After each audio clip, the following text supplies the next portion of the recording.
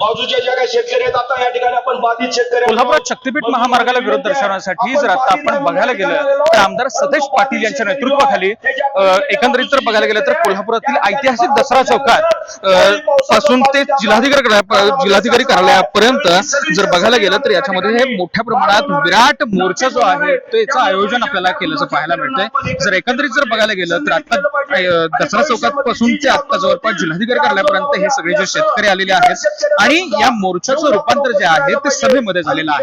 एकंदरीत जर बघायला गेलं तर मी माझ्या सहकार्याला विनंती करतो तर यांनी हे जे व्यासपीठ आहे या व्यासपीठ दाखवण्याचा प्रयत्न करूयात।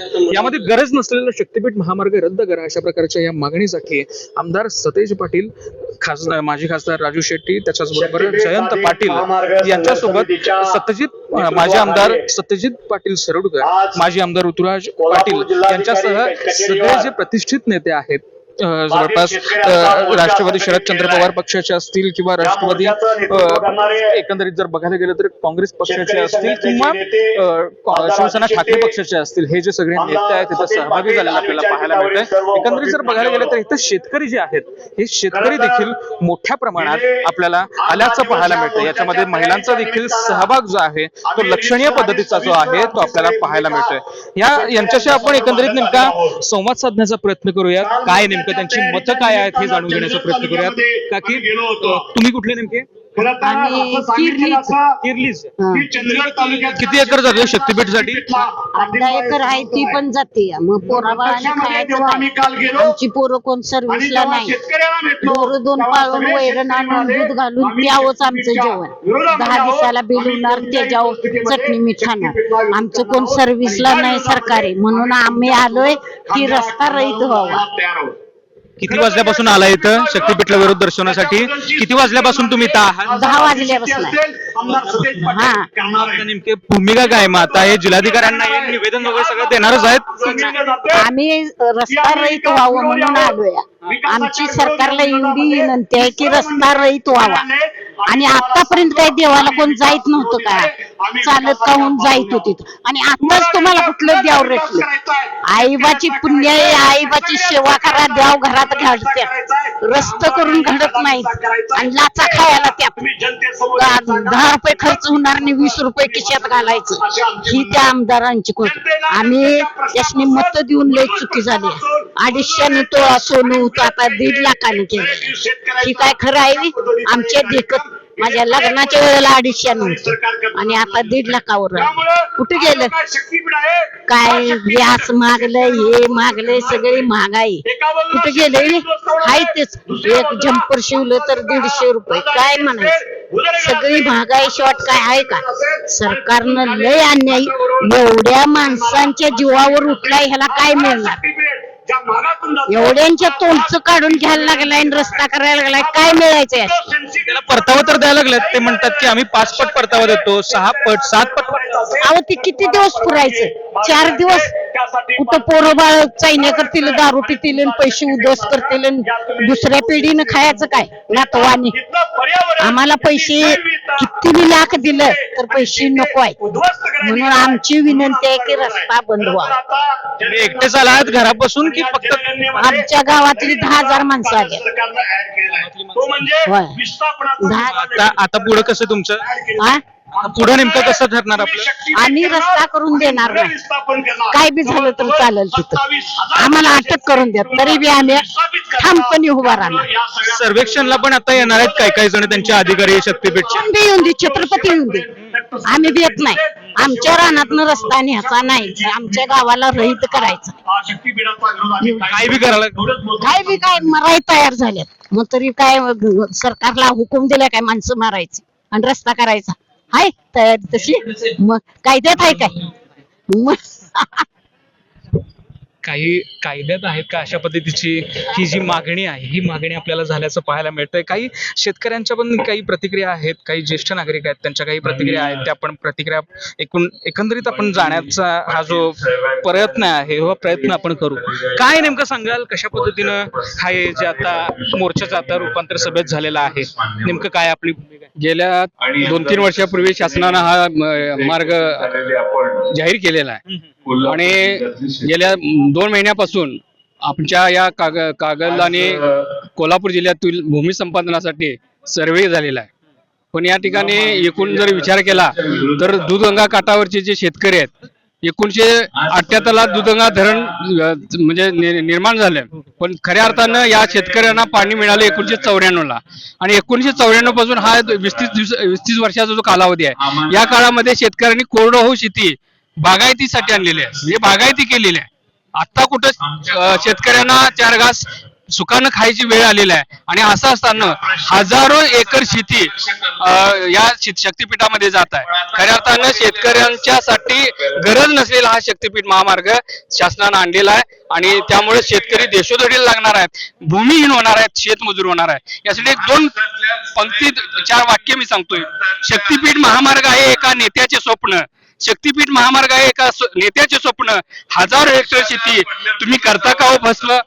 देवदेवतांच्या नावाने जोगवा तुम्ही मागता, देवदेवतांच्या नावाने जोगवा तुम्ही मागता, कोट्यवधी रुपयांनी घरे तुमची भरता.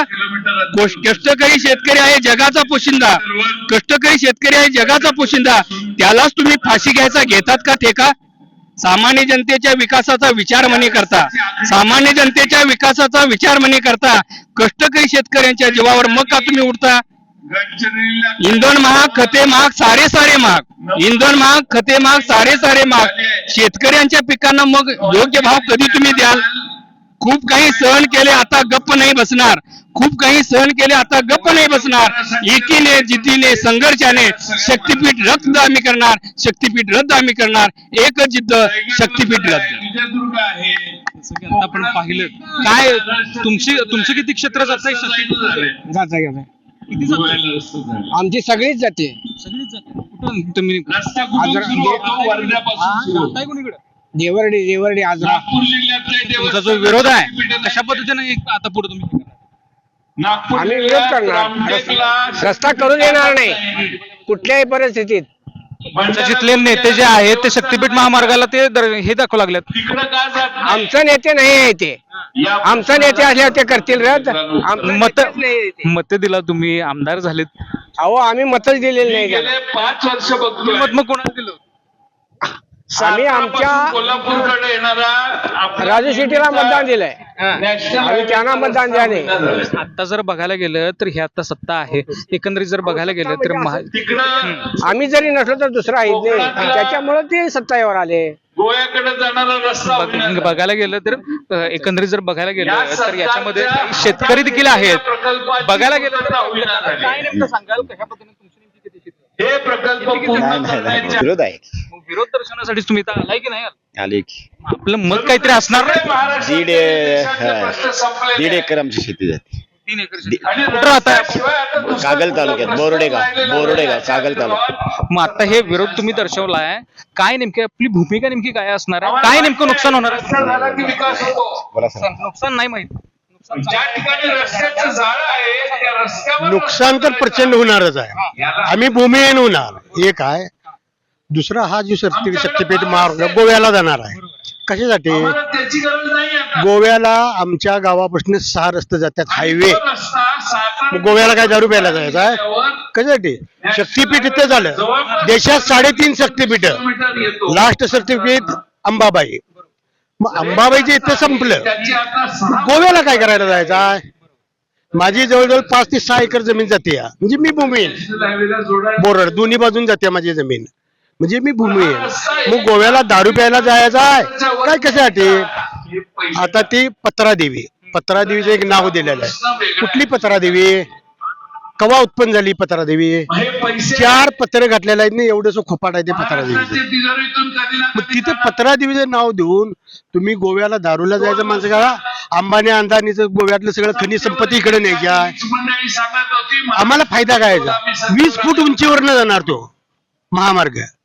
आमचं गाव दिसणारच नाही. जसं मिरज मार्गे पंढरपूर रोड कुठलंही गाव दिसत नाही, त्याच्यापेक्षा 20 फूट उंचीवरनं जाणार. मग आम्हाला फायदा काय त्याचा? महाराष्ट्रातल्या एक तर आमची भाकरी गेली जन्मोजन्मीची, दुसरा आम्ही भूमिहीन झालो, पुढे कुटुंब जगवायचं कशावर? म्हणून हे शक्तीपीठ कुठल्याही परिस्थितीत कुठल्याही भागातनं आता आमच्यातनं कॅन्सल करतील ना दुसऱ्याकडे. आता इकडल्या कागल तालुक्यातनं कॅन्सल केला आणि आमच्या गावातनं घेतला. पोहोचलं म्हणजे शेतकरी जाणार ना, मरणार शेतकरीच मरणार, काय बाकीचं कोण मरणार आहे? मग शेतकऱ्याला भूमी येईन, शेतकरी हा जगाचा पोशिंदा आहे. त्याने पिकविलं तर बाकी जण खाणार आहे, कोण उद्योगपती असतील ते. त्याने नाही जर पिकवलं तर काय इरडीला जाणार आहे? ते जाणार आहेत का इरडीला? नाही जाणार इरडीला. कोरोनाच्या काळात सगळ्या इंडस्ट्री बंद पडल्या, फक्त एकटा शेतकरी शेतात गेला, त्याने कोरोनाची फिकीर केली नाही, त्याने पिकविलं म्हणून कोरोनाच्या काळात खाल्लं. अशामुळं ह्या सर्वांसाठी कशासाठी तुम्ही करायला आलात आता? हा, ह्या 1,10,000 कोटीचं आता तुम्ही हे करायला आला, किती कोटी यातलं खाणार आहे सा? हा, तिकडे काहीतरी महाराष्ट्राचं एकाने खावा किती त्याच्यात. हा, आता दुसरे एक आहे ऑनलाईन खतं मागवायची. आता त्या अडाणी शेतकऱ्यां ऑनलाईन खतं मागवायची काय? म्हणजे आता नोंद करायची, जसं असं सिलेंडर आणि त्यांचा ओपीडीला खत विक्रीच्या याच्यावर, मग आम्हाला खत देणार. त्यावर पीक गेलं की बोंबलेत. इकडे लक्ष द्या. म्हणजे काय करायला लागला तुम्ही? हा, ही काय ब्राह्मणशाही आहे? थराचा दोंडाला थराला बसा म्हणून आप्पाच्या वाडीची भाकणूक आहे. किती 1000 वर्ष ती भाकणूक करीत आलंय, ती आता सत्य द्यायला लागलंय. म्हणजे 3% लोकांच्या ह्या ब्राह्मणांच्या याच्या विचारात आलेला हा शक्तीपीठ कुठल्याही परिस्थितीत रद्द झाला पाहिजे, एवढंच माझं. जसं की आता आपण पाहिलं, शक्तीपीठ महामार्ग हा कुठल्याही परिस्थितीत रद्द झाला पाहिजे. वेळ पडला तर आम्ही जीव देखील द्यायला तयार आहोत, अशा काही शेतकरी महिलांचं, काही पुरुषांचं जे काही म्हणणं आहे त्यात आपण म्हणणं या शेतकऱ्यांकडून ऐकून घेतलं. मी निरंजन, कोल्हापूर.